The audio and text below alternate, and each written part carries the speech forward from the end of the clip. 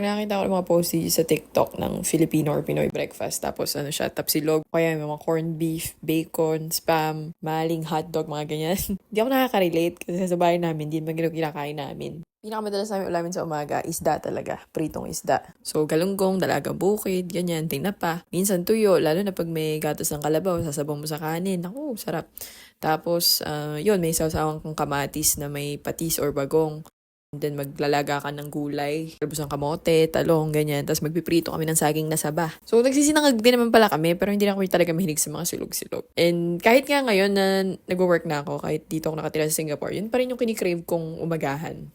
Pero syempre, dahil medyo nakakaangat-angat naman na tayo ng bahagya sa buhay, medyo upgraded na rin yung breakfast menu na ginagawa ko ngayon. So, ayun, nakita niyo gumawa ako ng miso soup. Napakadali lang nun. 5 minutes lang, tapos na. And, ayan, sinangag, fried rice. Meron ako nabiling alige sa... Ewan ko ba sa ako nabili yan? Basta binili ko last month nung umuwi ako.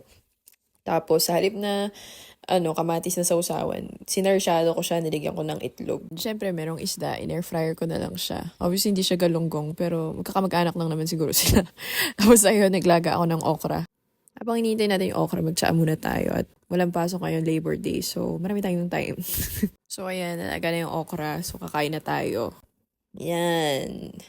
Siyempre, iba pagka nagkakamay. Ganyan ang masarap talagang kain, o, diba? Ayan, ingitin ko lang kayo ng konti. Char. O, ano ba ulam niyo dyan? Kain na.